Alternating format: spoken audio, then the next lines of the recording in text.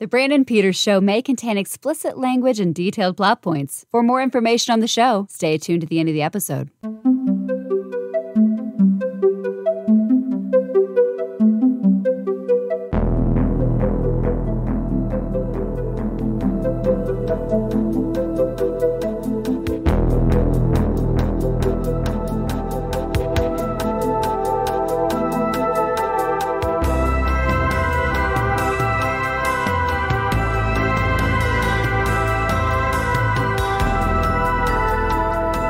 And here he is again. It's his show.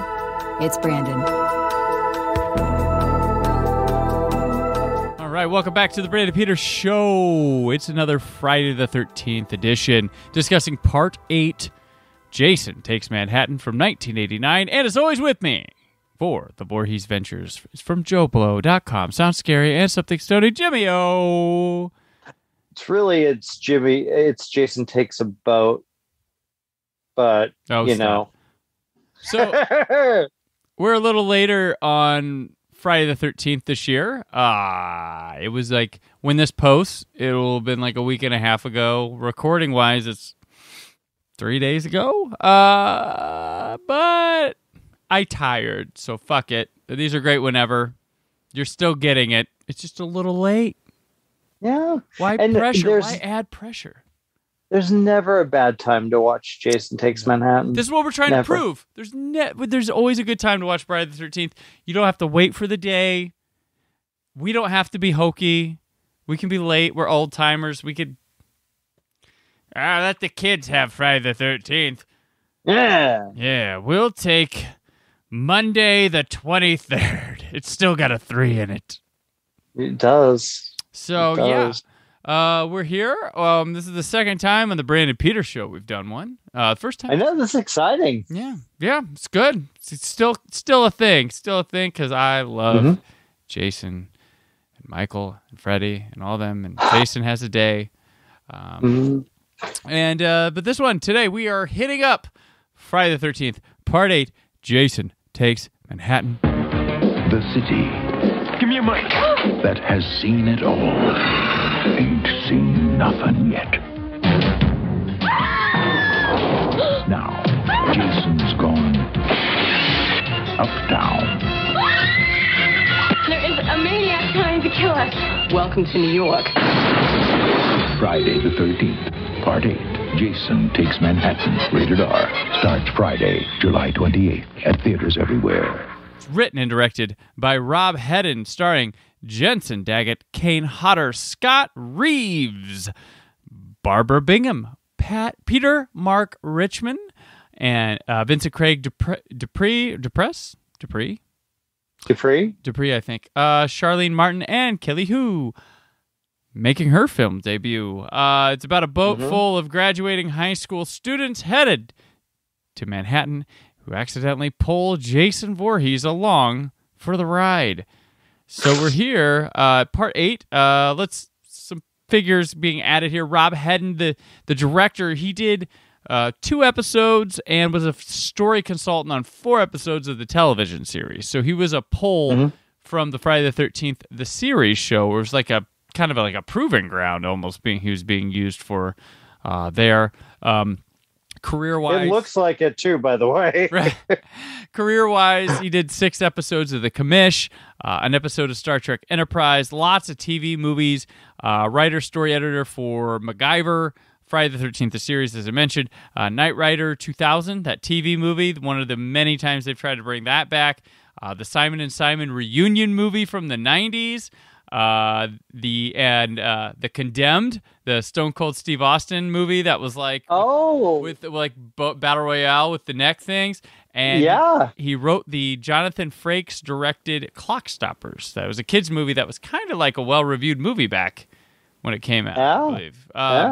So he's taken the helm of Part 8, which I believe when he was brought on, I think he was led to believe he might be getting Freddy versus Jason at the time, and that didn't work out. But they wanted to do something vastly different, and Frank Mancuso Jr. said, let's take him somewhere else, and New York, and he just went with it.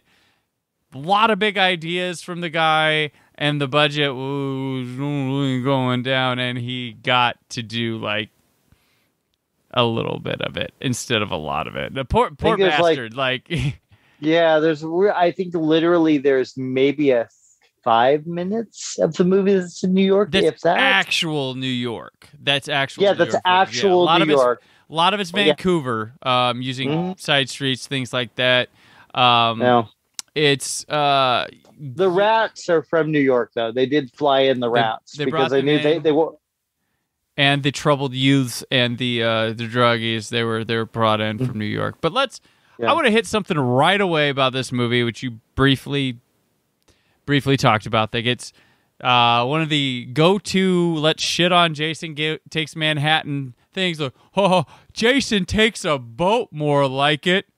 And I get the Jason Takes Vancouver, valid. The Jason Takes a boat thing, that's what they could do. But the thing is, he does get to Manhattan in the movie. It happens. Yeah. It's just not, he doesn't like get out of the water and he's in Manhattan. They take a trip to get there. And Jason, I clocked it for this, and I'm going to round down. I'll round down even, okay? Wow. He gets there at the 1 hour 3 minute mark. He gets in Manhattan. By the time he is a child in the sewer, it's revealed that the toxic waste has melted him into a just child form again. If you haven't seen the movie and you're listening to this episode, I would love to see your face right now after me saying that. It's an hour 35. So Jason spends 32 minutes in New York. So from the time we first see the Statue of Liberty in the film to child in the sewer, 32 minutes. There's still 5 minutes of the movie left after that child sewer thing because there's a fake jump scare with the dog that I'm not going to count as Jason time, even though we're made to think, oh, there's someone still out there, and credits. So 32 minutes of an hour 40 movie, the longest Friday the 13th of all of them. Is it? How long is the running time? Well, 1 hour 40 and some change. Yeah, because usually it's like literally 90 minutes. 90 or like 92. right under. Yeah. Yeah. So, this is the longest one. And, so... he's on a boat. He's got to take that trip. Got to get on that boat. A third of the movie in New York that doesn't get to... We're going to work backward on this movie. That's what our take's going to be on Jason Takes Manhattan. Jimmy and Brandon's take on Manhattan is going to be backward. So let's get New York out of the way. Let's do this. Fuck it. We have a bunch of teens on a boat that get to a smaller boat because Jason fucks their boat and not like he kills them. He doesn't actually fuck their boat. He kills them. Yeah. And the survivors wind up in New York. Jason has somehow followed them from there. And they do things... He's crafty. Yeah, they do things where Jason sees a hockey mask on a billboard. He goes through Times Square and he kicks a stereo. And these kids are like, what's up? And he shows them his face. And they're like, oh, what bad prosthetics. We got to get out of here. And I love that scene. That's about it. They wanted to have him go through like the theater, Madison Square Garden, hit up these notable places. Just not in the budget for it. Just impossible. And something you don't want to recreate in a set. They probably didn't have money to recreate in a set. So probably not. It becomes back alleyways and things that might, like subway trains that might look like New York. And I mean, nothing's like studio shot from what I gathered.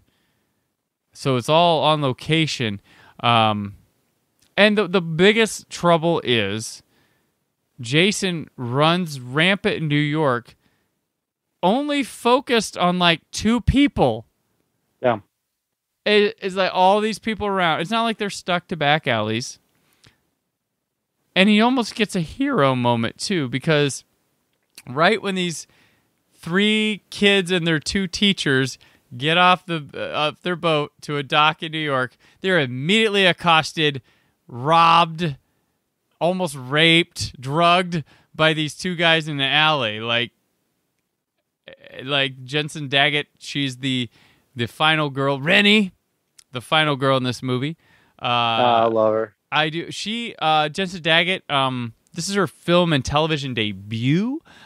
She'd go on to like be somebody in the 90s. She would guest on 21 Jump Street, China Beach, Melrose Place, Briscoe County Jr., Step by Step, Will and Grace. Like, she got her own series called Medicine Ball that only went for 9 episodes. She got she had a recurring role on Home Improvement, supporting role on Single Guy, had another series fail called LA Firefighters. She beat out Elizabeth Berkley and Dee Dee Pfeiffer for this part. Oh, wow. Yeah. Wow. But you know what they like? We talk all the time about people that the way you used to do it back in the days, you guest starred on all these shows and then they pump you into movies. They decide right there if you're like, it happened with, talk about Lori Petty. That's what they did with her in the 80s. They were pumping her on sitcoms and stuff, and then they're like, okay, you're a movie person. So they put her into movies. And then some people would be like, okay, we're going to get you a series. Like, that's what they do. Nowadays, don't matter. You could do TV. Things have changed. You're not limited to being a TV or movie, and it's not slumming it to go to TV. So things are way different. But Jensen Daggett, that's who she is, where she came from. Her teacher, one of them's Peter Mark Richmond, who's a well-esteemed veteran of television and stuff. Like, he did Dynasty and stuff. Like, but he passed away just this past January, age of 93.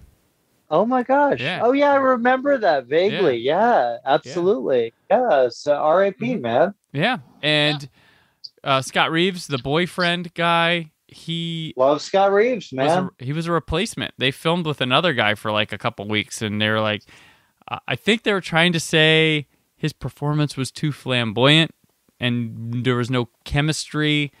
Friday the 13th movie, of course. That's always the case. Well, yeah, no chemistry with Jensen Daggett. She's all like, well, he was hot. It didn't matter. You can say what you want. But they bring Scott Reeves in. So he comes in. And Craig Dupree's the other one that gets... he gets over there to New York with everybody. And I recently saw him on a Super Bowl commercial for something. I was like, oh, this is Julius. So... Oh, wow. Those are people that get over the boat, the toxic waste stuff.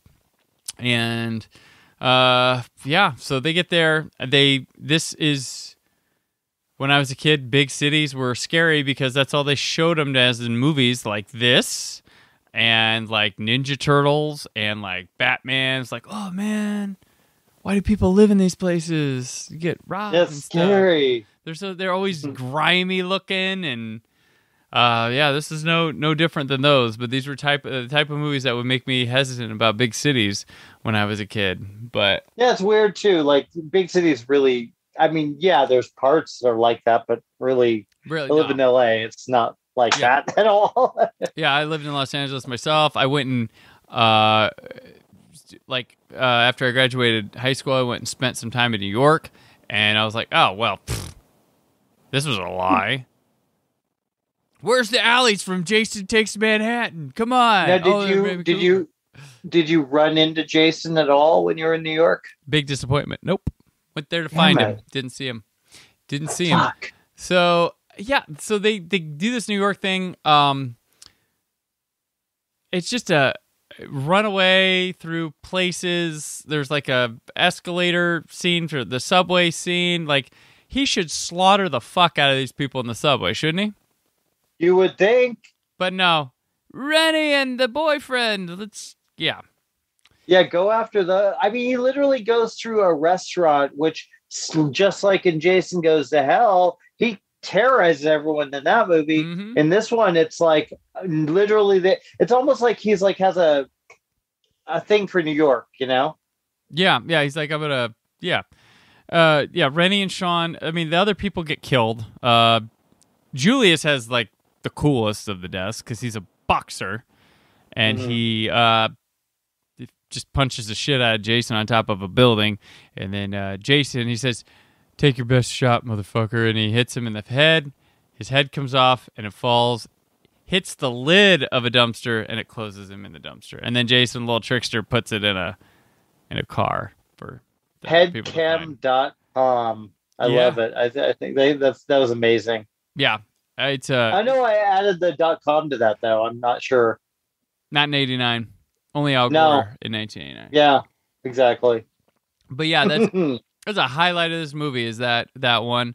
The other, like the teacher, he gets like dumped in a toxic waste barrel in the street that's wide open.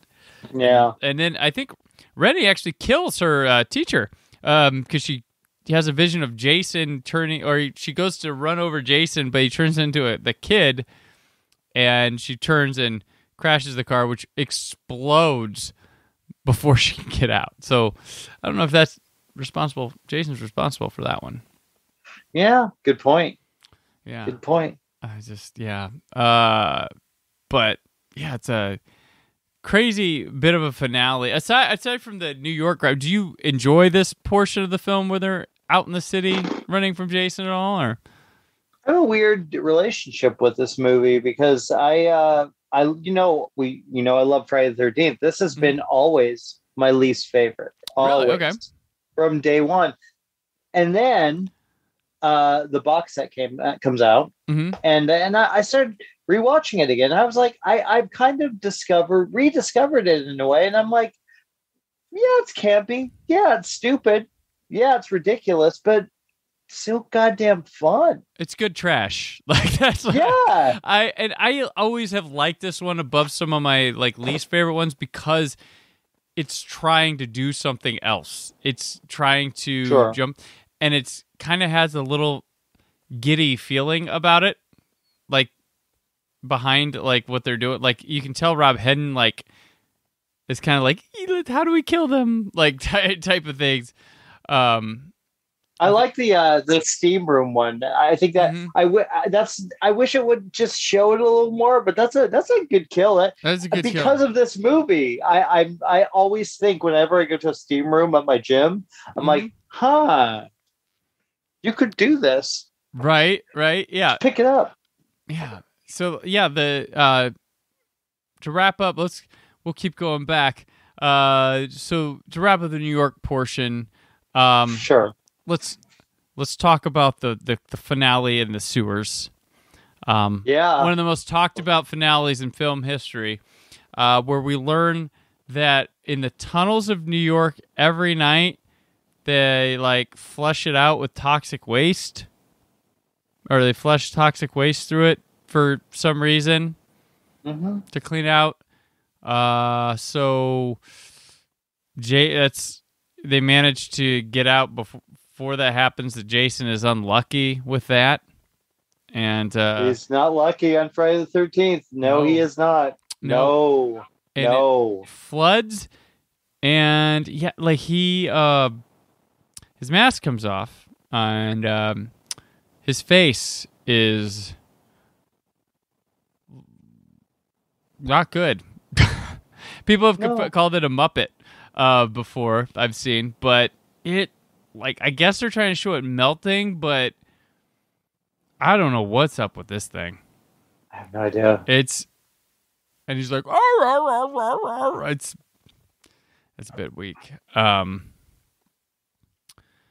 And they were originally wanted to do this giant. Well, they really wanted to show the kid coming out the mouth of him, and they built a giant head of it, and the footage just was like, this doesn't fucking work at all.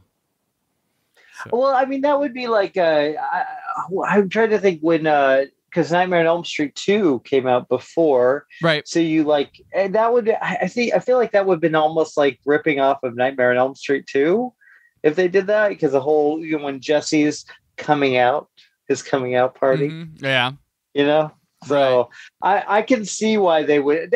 Besides the fact that it's a really stupid idea, yeah. I guess like the director wanted him to just melt. He's like, I want to be the guy that kills Jason.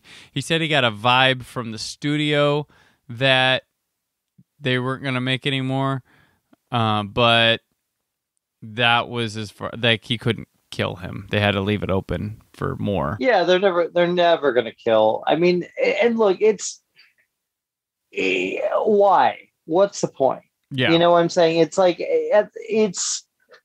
I get it as a studio. Like, people go to see these movies. If they make 20 of these, people are still, even if they're just straight to video, people are going to watch these movies. I will. I know you will. Right. So why kill off the main character? Because he's just going to come back the next one. I get, like, I like what they've done in the past with this show. They kill them. You know what, they're going to come back. They always hint at it at the end of the movies. That's fine. It's in a way, that's why we like these movies, because it's like, oh, how's he going to come back this time? Right? Yeah. And my issue with this film, one of the issues with this film, was this ending. This it almost felt like a reverse trauma film, like Toxic Avenger. Like. It makes zero sense how, you would think the toxic would melt the boy too. So there's obviously a supernatural element, I guess. Like Ghost Boy, I don't know. It just felt so, it's not scary at all. Like, it's not creepy at all. It's just goofy. And that was a big issue with me, because I'm like, okay, cool. I get wanting to make it different, but it have a reason for it, and it have a kind of, I don't know. It was such a mess. It's such a mess. But again, maybe that's part of the appeal. Maybe that's to the ridiculousness of it all. Maybe that's why it feels like this movie, especially with this ending, has kind of gotten more popular throughout the years. People, right. I talked to way more people that like this movie now than I did when it first, years ago. Yeah, I've always had a soft spot for this one, because when I first got into Friday the 13th, I discovered them and was kind of the best way to sneak them in for parents who weren't going to let me watch them was Late Night USA, Up All Night, Friday nights with Rhonda Shear, Saturday nights with Gilbert Gottfried. When they were doing a Friday the 13th marathon, it was building up all to the world television premiere of Friday the 13th Part 8, Jason Takes Manhattan. So this was like the new one for me when I was first getting into them via TV. I think it was close to the time Jason Goes to Hell was coming to theaters. So it was it's like, oh, we can put the last one on TV now. Because movies took a little bit longer to get to TV. And now the network TVs were going to show it, so you had to wait for the cable ones to have the ability to have it that weren't HBOs and stuff like that. And so I was really excited about it, and this was back. I mean, I miss my, it's funny to have adults that don't know how things work, but as a kid, like, I had no idea. I thought this, they're going from the Bible of Jason. This is the next tale. Like, I didn't realize how cash grabby things were back then. I thought there was a process. How people cared. I thought there was a process. Not to say people didn't care, but just like, it wasn't all like, if I can put Jason in there, go kill him again or whatever. Like, I thought like these were like a focus. Like, this was a vision. All these things. Like, there was a grand arc to all this that was gonna keep playing out. Like innocent little things. Didn't realize how much the Elm Streets, like all these things I loved. Never realized that they were just these like fucking. We made $10 off this. Go fucking make another one cheaper. Yeah. Like, I didn't see them like that. So I luckily got to grow up in an era where I took them as seriously as I could, and I got into them as much. And I just kind of like, if I didn't think one was good, it's like, what was I not getting or something like that. So I would always give them a bit more fair of a shake due to my youthfulness of being like 8 or 9 years old checking it out. So. So I never really had that one for this one. And this one I've always, for me, been like a silly one in my older age that I've gotten a kick out of watching. More so than just like something a little more dull for me in my liking, which I know it's a very popular, was The New Blood. Like, that one was more of a favorite when I was younger. Now it's become a little more dull as I'm older. I still watch it. I'll still watch it any day of the week, but just because I have every one of these movies I would watch. Because we're fucking nerds and I have to put it in an order. Yeah. But yeah, so that's where I've had with this one. And I think the kills are really inventive and kind of fun. I wish we could, like you said, we could see more of them. Yeah, there too many off-screen kills in this one, and it's a little frustrating because there's some really good ideas. Yeah, with good ideas. Yeah. And some of them were shot; they just had to be cut. And some are they on the? Do they have any of the deleted scenes, the deleted kills on the DVD? On this guy, I haven't watched extras yet. Between the slashed scenes and the outtakes, you can check out. The outtakes actually has one scene with the other actor that played Sean too. Oh, I want to see that. I'm kind of curious. The outtakes aren't necessarily all bloopers. There's some cut footage in there too. But yeah, cool. Between that and the slash scenes, and I don't understand. I feel like they had decent enough footage for a lot of it. They could have made a extended cut for this release, but with the recent Shout Factory set, the Jason Takes Manhattan got like the least amount of love compared to all of them. It got its original stereo track added back. Yeah. And the TV spots were never on any release before, so those were added. But this one got nothing else. Granted, they have had plenty of interviews with the cast and director of this one that kind of stuff was not needed, but I think they had enough quality footage to insert it back in. They could have done an extended cut. And some could have been composited in with the poorer footage with just a disclaimer that, hey, it's going to switch and look kind of at a couple points, but you want the longer cut and to see it play seamless, just go with it. And they've done that with other things before, so I don't understand why. I remember they did it with, although to be honest, they did it with Halloween 6 before it was an actual proper release. They released there was YouTube. People did that on YouTube. I had that. I had a copy of that. It's terrible. It's unwatchable. I just had that VHS of just the producer's cut for years, which... Oh, wow. If you want to hear me talk all about that, you can listen to Halloween Never Dies podcast from June of 2021, where I talk all about my experience with The Curse of Michael Myers. But we're on Friday the 13th, part VIII. Jason Takes Manhattan. And... on a boat. So let's go back to we've down there. Oh, one quick thing. When they go to the little diner, it's like, somebody's trying to kill us. And she's like, welcome to New York, which is like total trailer moment. There's like a chef or a waiter he throws into a mirror during that. That's Ken Kersinger, who did some stand-in work. Did some stand-in work in this movie for Kane Hodder, who winds up becoming the guy who plays Jason in Freddy vs. Jason. Yeah. Over Kane Hodder, and told them, like, oh, I played Jason before, which is no lie, because Kane Hodder tells people he played fucking Freddy before, and all he was the hand in the glove at the end of... No, Jason Goes to Hell. Jason Goes to Hell. Yeah. So it's like, come on, dude, you can't go saying that, and they bust a guy's balls because he said he played Jason before and he was in a couple shots. I think Ken Kersinger is Jason in the sauna kill because that was shot later. Okay. That was shot later. There's a different death.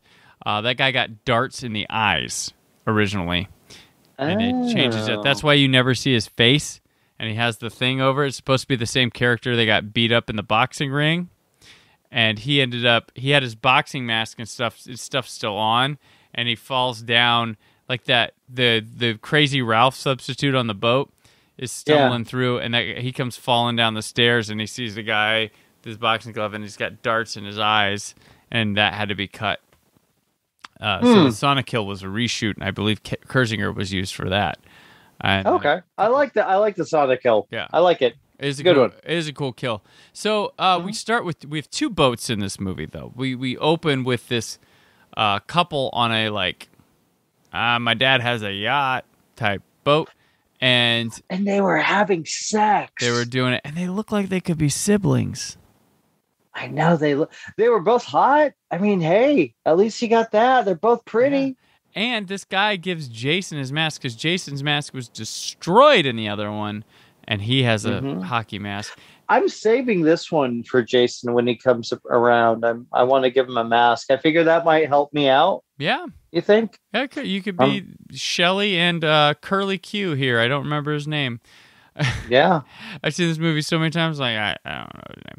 I never read. I just remember they're really attractive. They're mosely naked. She's a lot naked. They both have have perms. They probably went to get their hair done that night before they went to their yacht. But they put their anchor down and hits a cable, and Jason's laying there because this is supposed to be where he was at the end of 7. And I know we blew up the house, but this is not the same area where we last laid to rest.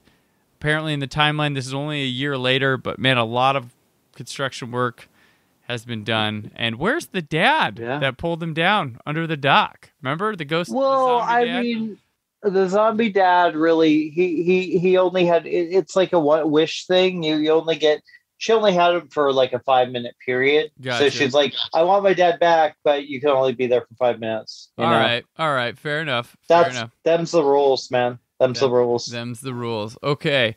We also before that though, we get this opening credits with this like 80s rock song. It's not like hair metal stuff. I don't know what it is. It's like a ballad, like a weird ballad. Like it sounds like when Warrant or something tried to go mainstream. Yeah. You know? Yeah. It does not get you in the mood for some Jason. No. And it previews all the places they'll hit in New York during this. It's got a guy with a voiceover that talks, and it's like, what am I want?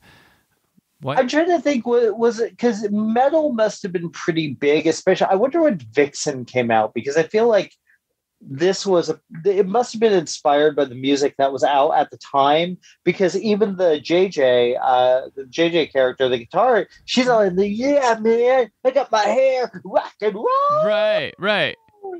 Yeah, like how did I do on that? Was that good? That rock and roll. I'm sending it to some people. You'll have a record contract soon. Fucking A, good. About fucking time. Yeah, so, I mean, this film's not scored by Henry Manfredini. Like, they were using the... Harry you can tell. Yeah, this one and the previous one were using cuts of his music, but the guy who scored the television series was scoring these. But, yeah, it's just a way different feel. And the song...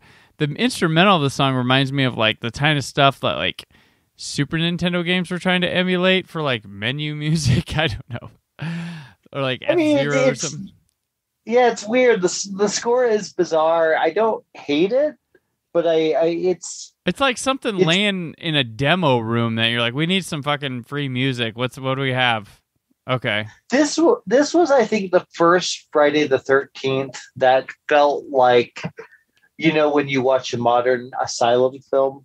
In a way, it felt like that. Like it had, or like TV shows, like this Canadian TV shows, like the TV show Stardate. It felt kind of cheap, but not super cheap, but it's cheap. And obviously, like I feel like this one and not so much Jason Goes to Hell. I think that one looked a little bit better, but like this one especially just looked like an asylum movie. In a lot of ways, it looked very cheap and very, there's something, but in a weird sort of way that kind of adds to the quality of it. Oh yeah, Jason X is the other one. Jason X had that feel. Well, I feel like this one too. Like it is just the money, and this is a time where Paramount was really investing in, because Paramount / CBS or whatever. Viacom or whatever, they were investing in syndicated television. I mean, there was Friday the 13th, the series, and Star Trek: The Next Generation. And you go into the night, like Highlander would become a thing. I don't think that was Paramount, but like a lot of stuff, like they were, that was kind of maybe for cheaper things. They were borrowing those productions. But I mean, we get this, the shot at the beginning, which looks like something people could have. I mean, that's fine. But we get to the big cruise ship. Like, I don't feel like they could sign off that thing to have students on it and like going around. Like, this thing looks rough. Yeah, it looked really bad. And it's, well, I mean, look, there's a lot of questions in this movie. There's a lot. You really have to, of course, this is with every Friday the 13th, most movies, period. Right. You have to have a suspension of disbelief. But like, wait, they're in Camp Crystal Lake, right? How do you get a big cruise ship on a lake, out of a lake, onto the ocean to Manhattan? Right. I mean, but I mean, at the same time, my thing with these movies, especially, is that, yeah, but how do you get a guy that was dead and then suddenly he's back for part 2? He's actually a killer because he saw his mom died. He's just, what was he doing? Hanging around? Yeah. You know? I mean, and so it's like, well, that's what they said with the boat to New York. They were just like, we're just going to have to go, because there's no way a Crystal Lake can get to New York. Just movie magic. We gotta, people are gonna kill us, but we need to get from here to here. They could have done so. I think if this movie had been made today, I think they would have had maybe a better reasoning how he got there. Like, I think I mean, look, as crazy as Jason X is, we've talked about this on the show or on the other show. It gives a pretty good reason how he survives. Okay. He's because it's a sci-fi thing. He's cryogenic. I can't even say the word. He's frozen, de-thawed, whatever. Cryogenics? Cryogenic, yeah. There you go. So they could have done something like maybe it was a prison transfer. I don't know, something. They could have done something to give. But at the same time, there's kind of the fun that it takes on a boat. It's a big creepy boat, and there's not really much that you can do to escape it. And they have fun with the fucking Jason ghost boy, Jason swimming around holes. Well, they do a lot of visions. Like, Rennie has these visions of Jason, and then she has a flashback to where she was thrown off the boat by her uncle guy, and her uncle's a dick, man. Yeah, he's a fucking dick. And little Jason's grabbing her under the water, and it's just like, okay. And it makes me wonder, and it's not true at all, but it made me wonder, because I went back and did my research to make sure of this. I was like, was this supposed to be Tina in a script? Is that why she has these visions? And they're like, let's change it a little bit. And that's what I was wondering. But it was not. There was an idea for Tina tossed way earlier from the previous film. So I'm almost surprised I didn't. That would have actually been an interesting way to do it. Yeah, have Tina come back, and it would have made more sense, because you're like, how many kids from this area have these powers? Yeah, and I obviously she can't move things. She's not telekinesis, although that would have been kind of cool if she was. Yeah, maybe she hasn't discovered her power yet. She was just unlocking it. Yeah. For part 13. They haven't made Friday the 13th, part 13. That's We're stuck criminal. There. We're fucking stuck there. Pisses me off. I want a 13. Yep. Probably, I don't know if it... you never say never, but with all the stupid legal stuff right now, it's like, no, we can just watch Jason Takes Manhattan again. Russ, yeah. I mean, hey, look, I love these movies, and this movie, like I said, it really, I was very disappointed when I first saw it. And I'd imagine, yeah. Because I was a little older, but I was still a teenager. But I was just like, this movie sucks, and I'm just like, I don't think anyone argues this is one of the good ones. Like, this is always no. Well, it's not as bad as blah. That's the best argument this section of the Friday the 13th series has. It's one of those where it's like, well, I rate it higher on my bottom than your bottom. Like, and it's like, why are we even? Like. It's one of those movies that I think, sometimes it's so bad it's good movies last a little longer. And I think that's why Halloween 3 has come back, has become a cult classic. People love Halloween 3. When it came out, nobody liked that movie. Right. Very few people liked that movie. I think the same with this one. I think a lot of people were very disappointed in it. But to be honest, like there's a nostalgia for it. Like even the freaking Arsenio Hall interview for this movie with Kane Hodder is legendary. The poster, the hockey mask. Yeah, the original, the band original poster that had Jason tearing through the I Heart New York logo poster, and the New York Tourism Committee said you can't fucking do that, so they had to redo it. So I'm like, lame. How is that? Okay, crybabies. How's that so bad? It also had a great trailer, which was like da da da da da. And then Jason, like, there's a guy looking over the city of New York, and then it turns around, it's fucking Jason. Some lady's like, ah! It's like Friday the 13th, Part 8, Jason Takes Manhattan, coming this summer.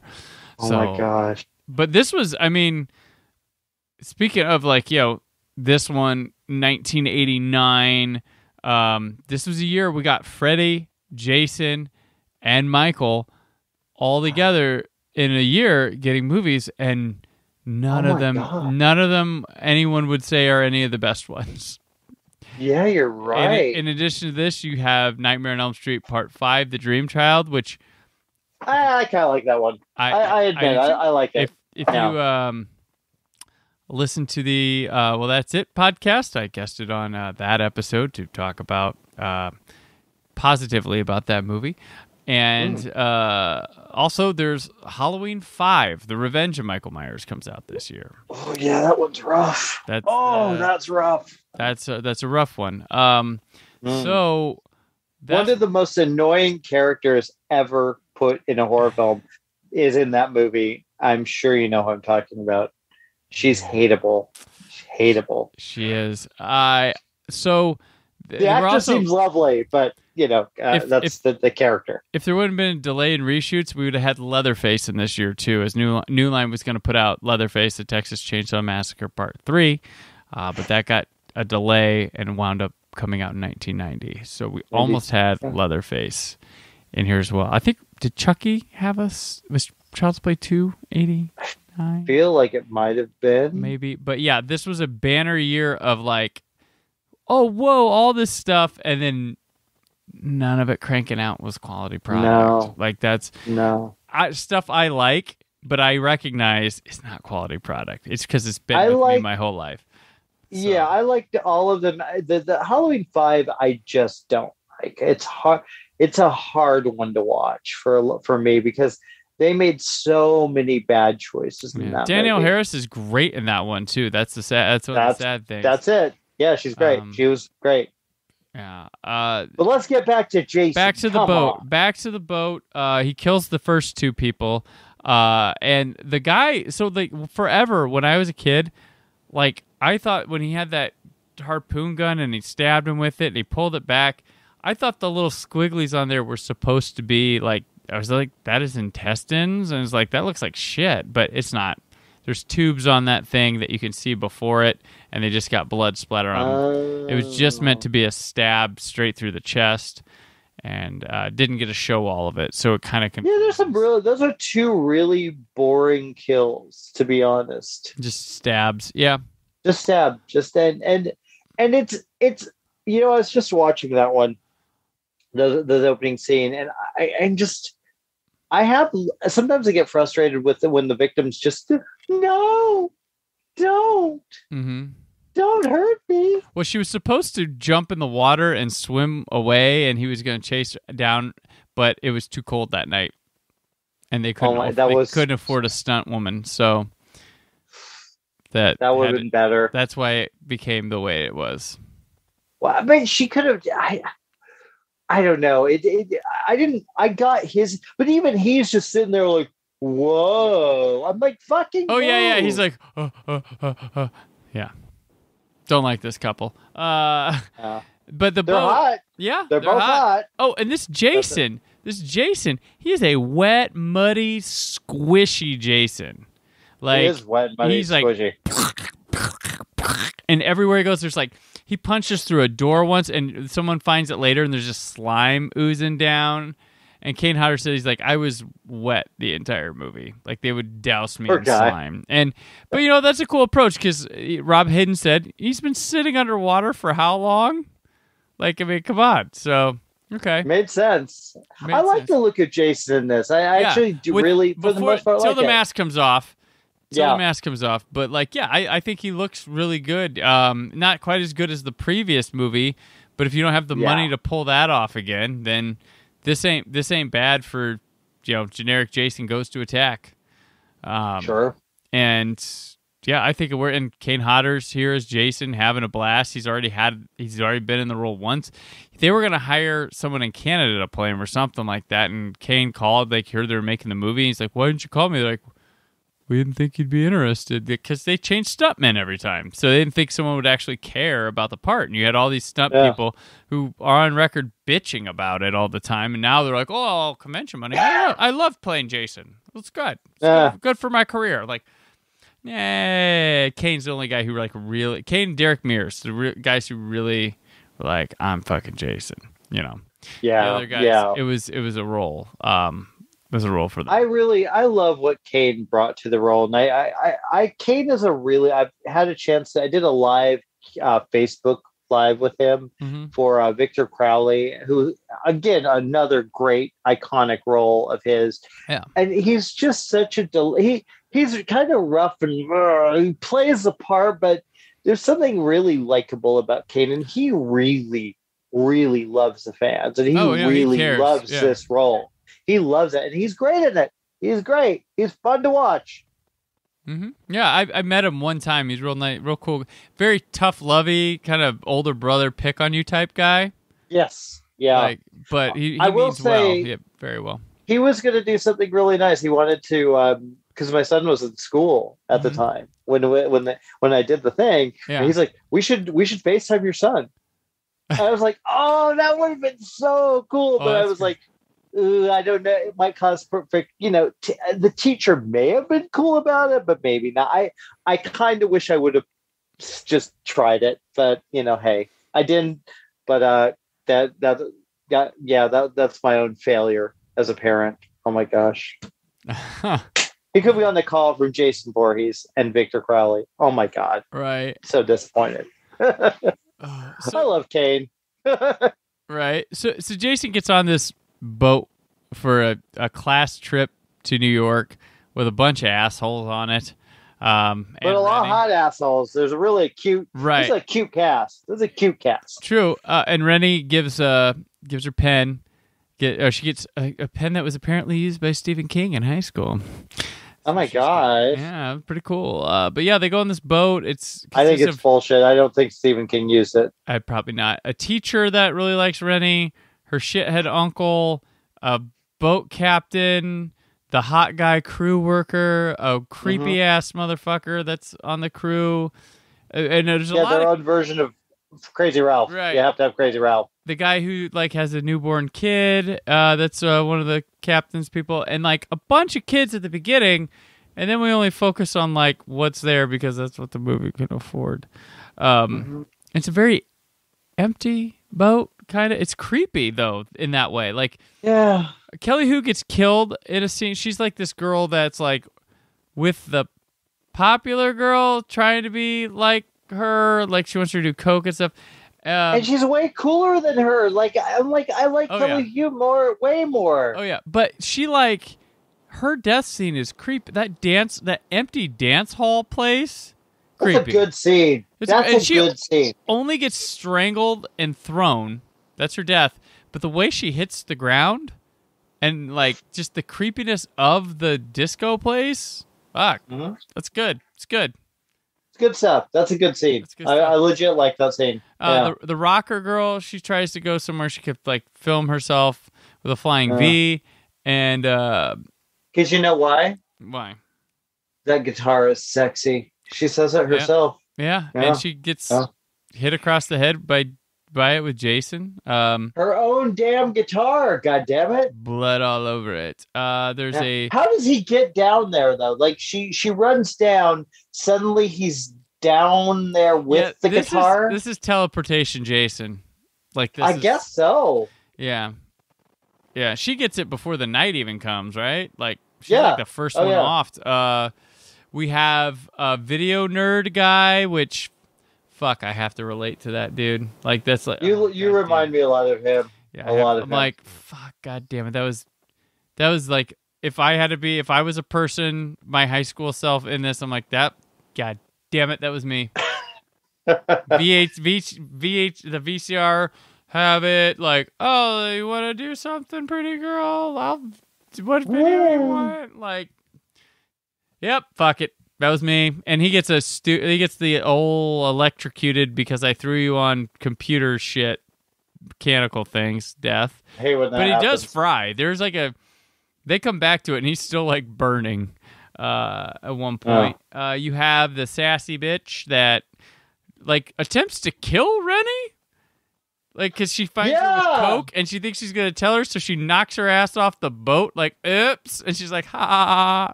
Well, you know what? The problem, I've thought about this too, though. Here's the thing.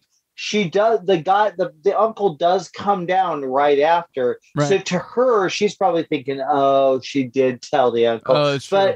But I'm going to murder her off the, like. Not a good idea. Not a good idea. Not a good look. Don't do that. She's one of the original Karens. Yeah, and she tries to also blackmail the uncle guy because she still hasn't graduated. What a creepy scene. Oh my God, that would never be made now.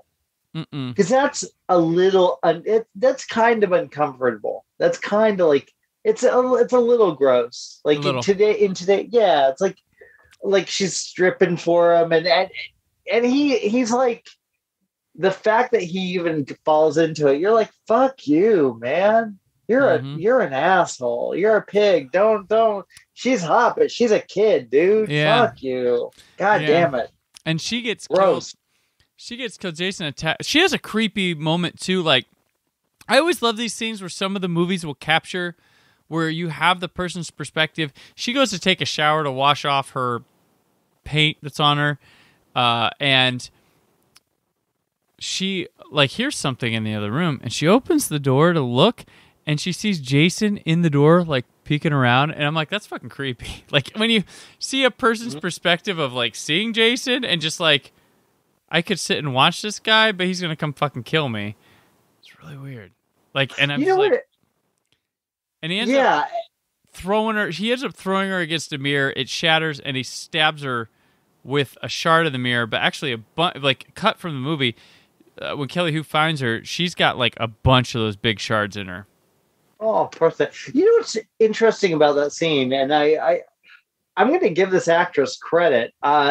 When she's down in the shower and naked and covered up and screaming, she's really in fear. I mean, I was like, good job on her, because that's even though you hate her up until then, you're like, I just don't like you. She's genuinely scared. That's some good acting on her. Good for you. God damn it. If you're listening, if you're still around. Her name is Charlene Martin. She is still alive. And good for you, Charlene Martin. She's a Canadian native. So good for her. Good, bless her heart. There was and she's good friends with Kelly Hu in the movie. That's their parent. Kelly Hu in the Crystal Lake Memories book, I did read that she was like friends with or dating Charlie Sheen at the time, and she came over to the house one time. She had the script with her, and Martin Sheen came home, and I guess he was like, "Who the fuck's doing this?"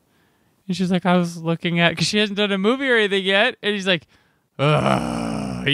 He went on like a tangent about the Friday the 13th movie. He's like, I don't take it if that's what you can get, but Jesus, like that kind of attitude for Martin Sheen talking about Friday the 13th. I get it, but I mean, it's like, they're fun movies. These movies I've always struggled with. Paramount was like, oh, we have a cash cow, but we're so embarrassed by it. Yeah. But nowadays, guess what everybody's proud of doing? Yeah. Friday the 13th. I mean, granted, she go on to do like a lot of other cool things. Like I think she had a recurring role on Growing Pains, and then she did, of course, X2. She was Lady Deathstrike, and like has been in plenty of stuff. Good voice actor. She's done a lot of voice acting too. But one of the so is JJ, the guitar player. By the way, she's done a ton of stuff. I was like, wow, okay. I had no idea. Yeah, so like but years go by, and they're like, I'm talking about Friday the 13th. Of course, you're talking about Friday the 13th. It's just the generation that was going to appreciate them was growing up at that time. The what I love about the horror community, and I've talked about this before, and I don't like to bash fan bases, like because there's so much passion with, you say, Star Wars, with Marvel, with DC.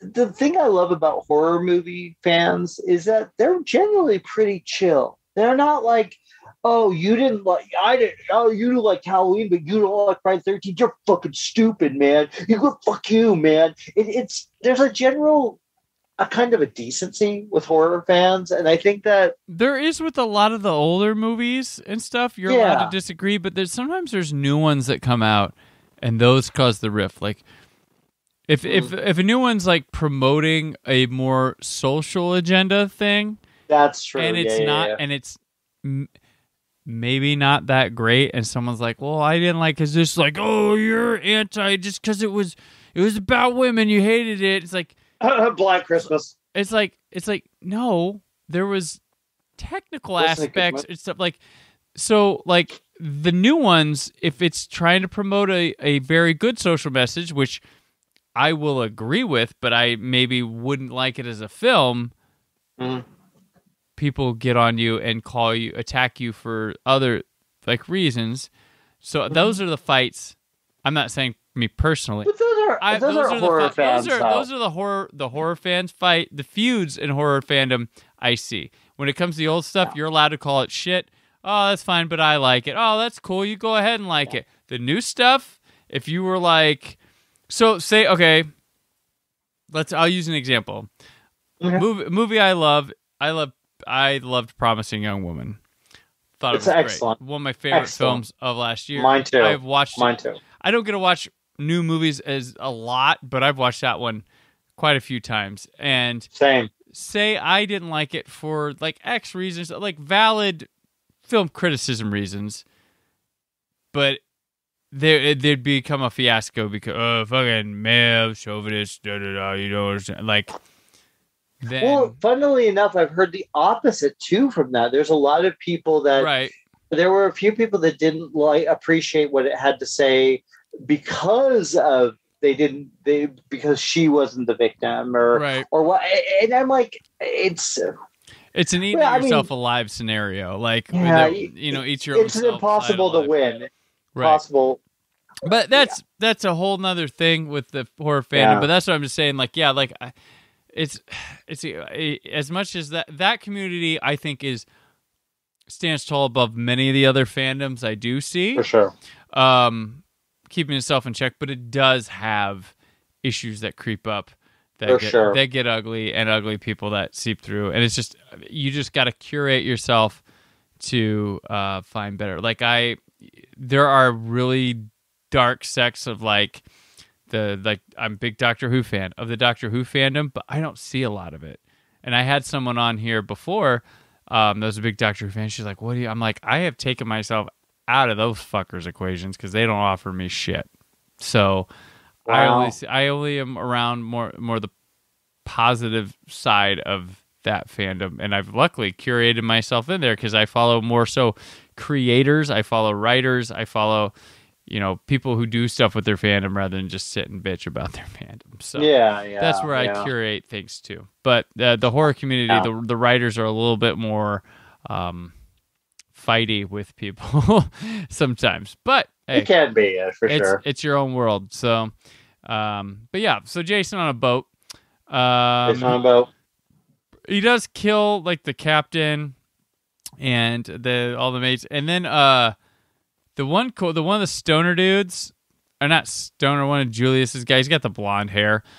He appeared. Oh, I like that guy. He appeared in one episode of The Heights here on the show. I don't know if it's aired with this or not, but it's coming up or it's airing on my old teen show thing. But he gets thrown off the boat and lands on like a satellite or a little like antenna thing. It's pretty sweet. Yeah. He was also in another kind of cult classic, I believe, Blood and Donuts, I believe.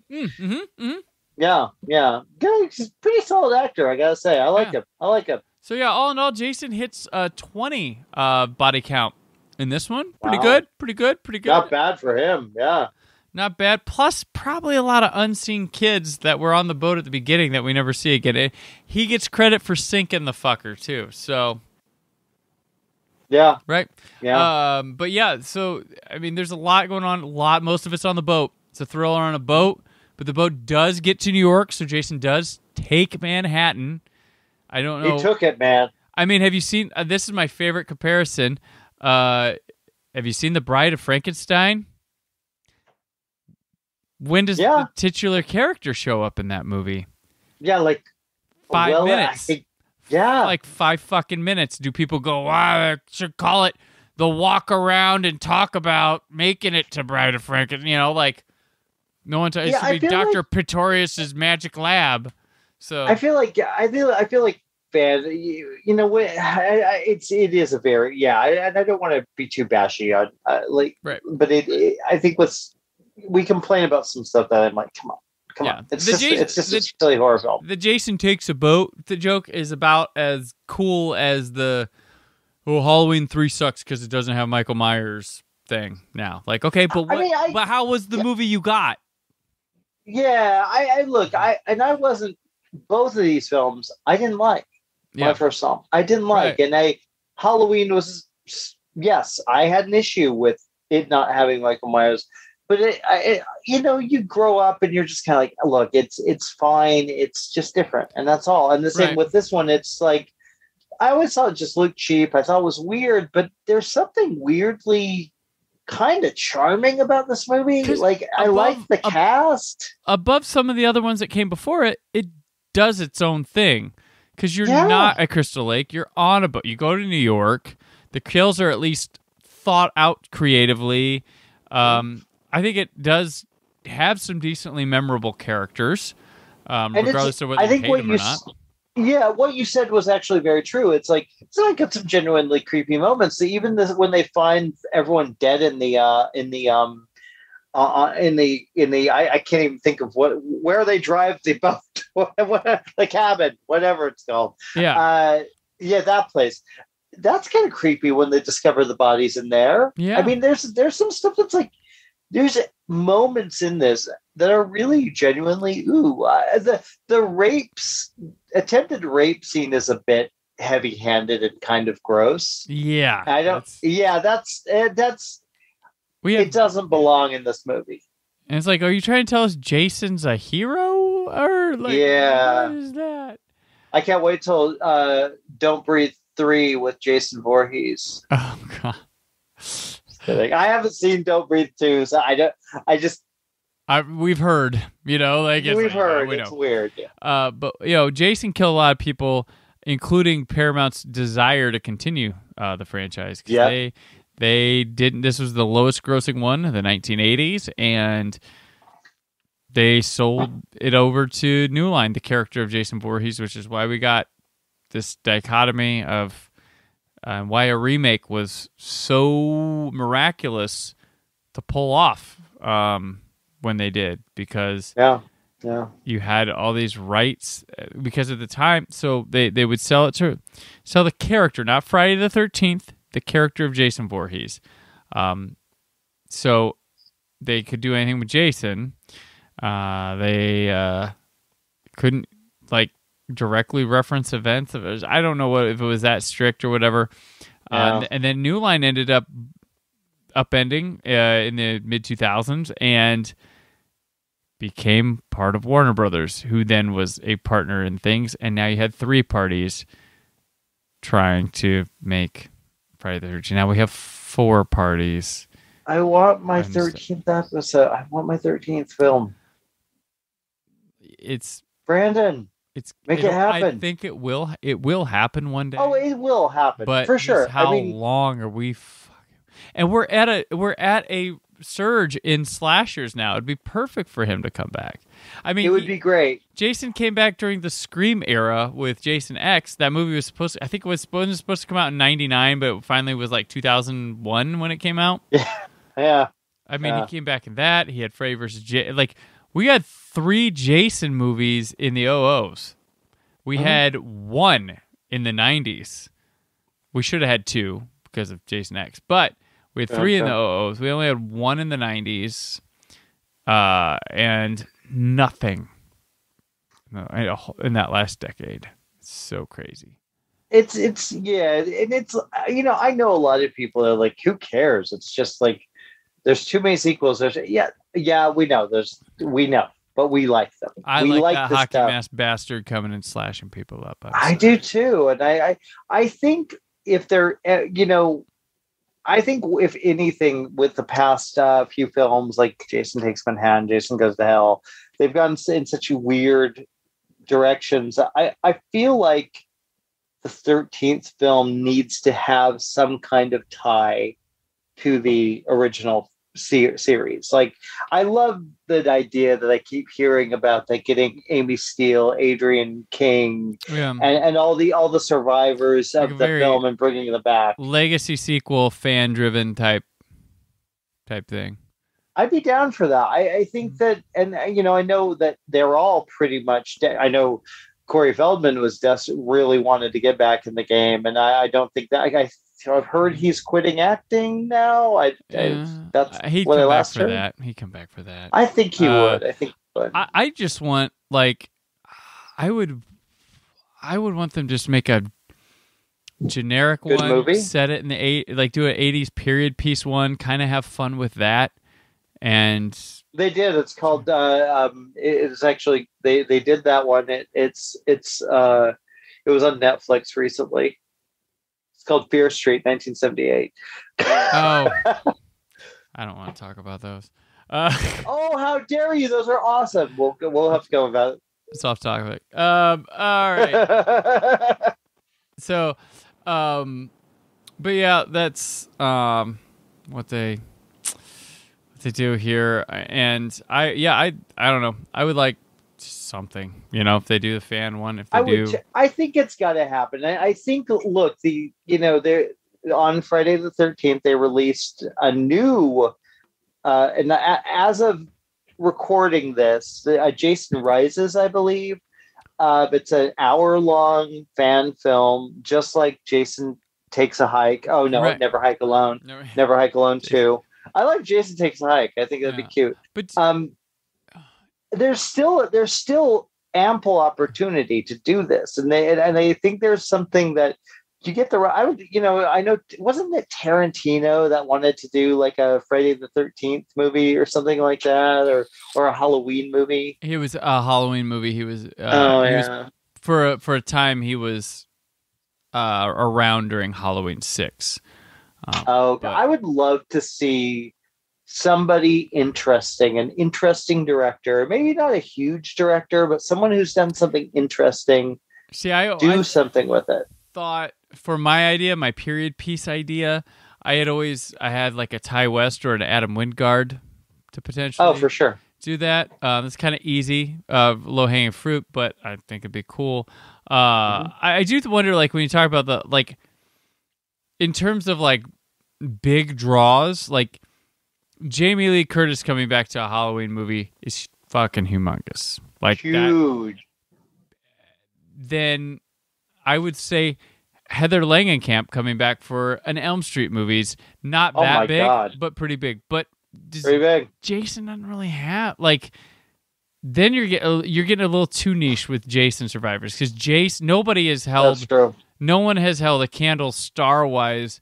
Like, if you brought Kevin Bacon back, who he killed, whose mother killed in the original, that's about it. Yeah. But it's stupid that you can't do that. Like, you can't change continuity that much. It's not like he got killed at the beginning of the second one after surviving the first. So there's, like, Kevin Bacon is a big enough, and then you have, like, Corey Feldman, and he's not leading a box off. Like, he's not giving you that, oh, we've been wanting this. So no. I think you just bring back be... Jason and you cast it with people bigger, I guess. You get I think it needs a really strong story, and that's like I think, and I'm asking everyone here, everyone listening, and you, both of you, come on, we both of you people listening, we all have an idea. Yeah. And I have mine. Like I know what would be the perfect Friday the 13th movie, and it would take it seriously, and it would be scary again, and it would also make kind of sense why it's happening, and I think everyone has this idea, and let's all write these scripts. Maybe one of them will get. No, I think I think we need someone like, how they did with Halloween, how they did with Spiral, the last, even though I was not a fan, it was energized enough that we're going to get Spiral 2, another one, because it did pretty well. We need someone like somebody who is passionate about it, who has really nothing to do with it. Yeah. Like, I don't know, like if freaking James Wan is like, I have a really great Friday the 13th idea. How cool would that be? I mean, I'd be down with that. Right. I wish somebody would come around and say, you know what? I got this cool idea. Let's do it. Because I can't imagine. And I know there's this is one of the most frustrating things about being a Friday the 13th fan is that even with the goddamn game, there's the legal issues, and you're just like, my God, we just want to enjoy the movies, and there should be a 13th one at the very least. Even if it's the last one, there should be a 13th film, right? And it's I guess I get it. It's like you saw the diminishing quality, especially with those first 8 films. Mm-hmm. We've talked about this plenty. We've talked about how we were both fans of the first 4 films. We love all of them. I love all of them. I know you do too. But those first 4 are really solid horror slasher flicks, and they just clearly ran out of ideas. And I think with Jason Takes Manhattan, there were good ideas. It just nobody would we need money to do this idea, and they're like, well, we don't have any, but do it anyway. So yeah. And it's a shame too, because I think I give him credit. He tried to do something very unique with it. And I think that's why the movie has kind of grown with me, and I like it way more than I used to. Even when I didn't like it, if it was on the USA or if it was a Friday the 13th weekend and it was on, you bet your ass I was watching that. Oh yeah, for sure. Sure. No matter how many people hate it. I believe the kids say 100%. I don't know. I'm not a kid.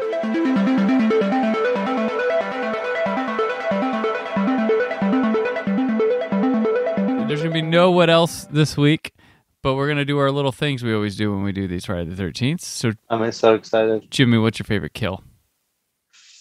Well, this is easy. I mean, there's no kill that beats Julian.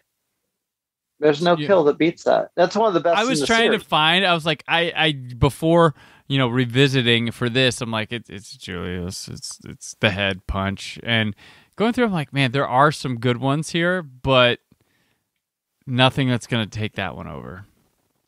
No, I mean, I think for second, let's because it's so obvious.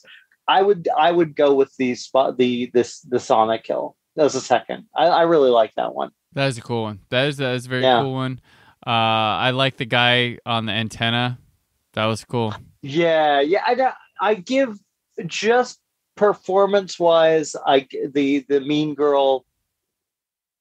Her reaction, it made it scary. She's legit, shockingly good performance there. Those 2 minutes where she's about to get killed, even though the idea is more scary than the actual what we see. I give her credit because I'm like, wow, she's freaked out. Yeah. So, yeah. But Julian, come on. What was the weakest kill for you in this one? Why would you ruin a perfectly good guitar? Oh, okay. See, I like the hitting the camera and the blood splat. Yeah, I guess so. I mean, it's not the worst, but I hate wasting a good guitar for that. I'm torn between two of them. Which ones? For my weakest kill. So I always get pissed when we waste like the electrocution deaths. If they're just a guy, just sparks and shit flying. Everyone's like, it was a waste. But the uncle, he just dunks him in toxic waste and he drowns. Yeah. His legs and stuff. I'm like, well, does he? I don't remember. I know he doesn't like do anything weird, right? Yeah. Like there's like a rat sitting floating on top of the water, the toxic waste. But I'm like, that's the big jerks of the whole movie's death. Is all right. Yeah, Ooh. that was disappointing. And just before that, the teacher girl, like, she like blew up in the fucking car. Like, why couldn't he have blown up in the fucking car? Like, come on. I know. I like the teacher girl. She was nice. Don't mess with her. All right, who's the biggest douchebag in the movie? We got a couple. I mean, we got a couple. The uncle. I mean, the uncle, the girl that. Why am I not remembering her name? Like the mean girl. I'm calling her Mean Girl or the Karen or whatever. Tamara. Tamara. Yeah. Why? Her and the uncle, I think, are pretty big douches. But which one? Who's the douchiest? The uncle or?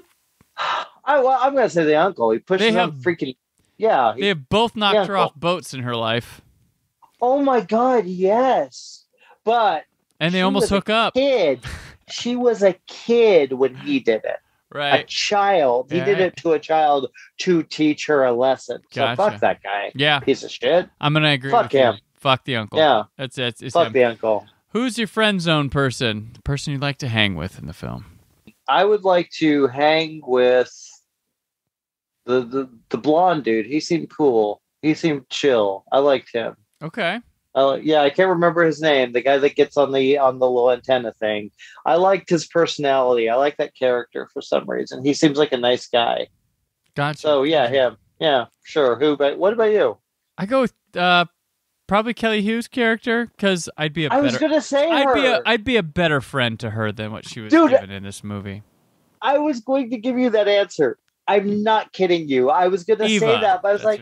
Yeah, I was like, she needs a better influence. And I would yes, better influence. Yeah. Let's tell you what. You hang with her, I'll hang out with the blonde dude, and we'll hook them up, and they'd be a good couple. Boom, and we'll all get pizza. Yeah, exactly. There we go. Who's your crush? There's such a good-looking cast. Mm-hmm. Such a good. I mean, they're really like. I mean, obviously. What's her face? Jensen. She's cute. She's adorable. She's really adorable and really, really charismatic. I want to say Jensen Daggett. Like she had I see whatever her agent talent man like picked up and like she has got something. And she does. Like she's got charisma. She like can just walking on a frame. She's not like she's not like Angelina Jolie walking in and just silencing a room type thing. But like it's something's there with her that you just know is like I need to pay attention. Like, although, would you have a threesome with a couple in the beginning? Ooh, do I gotta get a perm with them before? Or, I mean, if it helps, sure. Man, I don't know. I could do that. I mean, I got hair long enough. I'm gonna say Jason yes. showed up, so it kind of be like a foursome, right? Ooh, be a foursome, yeah. Okay, I'm in. Let's do it. Oh yeah. Yeah, I have to say, Jensen Daggett, like she's one of in terms of lookers, she's really cute. Of the final girls in this series, probably in the tops. Yeah, although I have the biggest crush on Amy Steele, man. I just love Amy Steele so much. There's something about that girl. Oh my God. God damn it. God damn, she's still adorable. She's also got an interesting like she's a writer, like she's child psychologist. Yeah, like so yeah. So she's interesting. Interesting. What is your disappointment? Someone you maybe wanted to kill but wasn't, or just didn't get what was coming to them as much as you would liked? Well, I think the uncle. I wanted to see him suffer. I wanted to see that man suffer because he's a terrible person. He's a terrible, terrible, terrible person. And although I was happy to see the gang, those bad assholes who tried to rape Jensen, like that. I still that's so out of poor taste. That scene is just like, oh, gross. The uncle. Back to the uncle. He sucks. Right. Great actor. He's actually a good actor. He's very good at playing. He's good at what he does. Yeah. Yes, he is. Yeah. I agree with you there. Funniest line or moment in the film? Funniest? Gosh, I would have to say this one's got some good comedic parts. Yeah, I think the.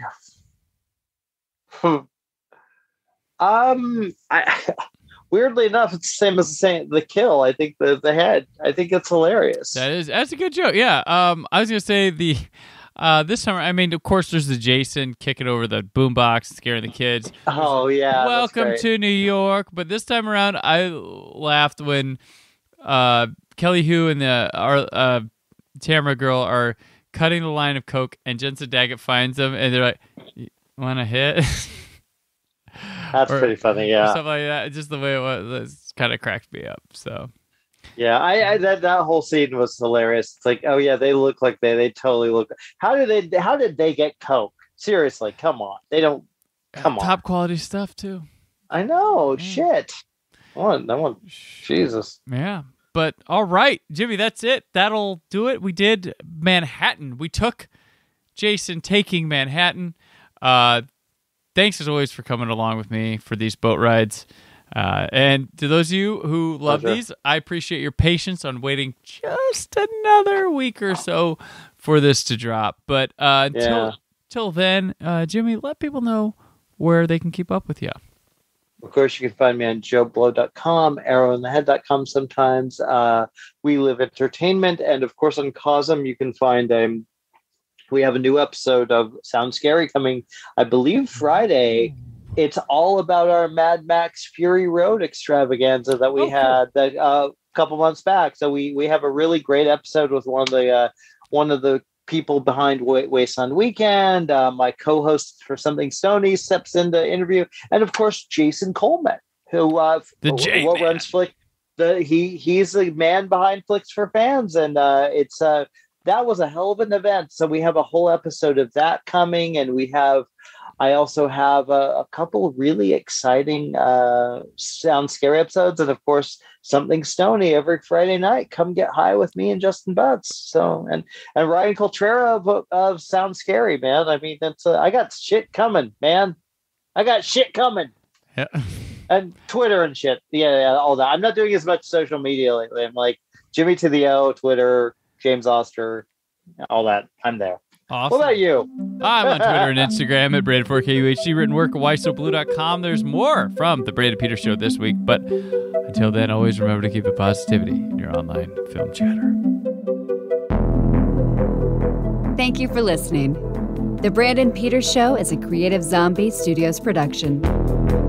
Produced by Brad Shoemaker and Brandon Peters. Written and edited by Brandon Peters.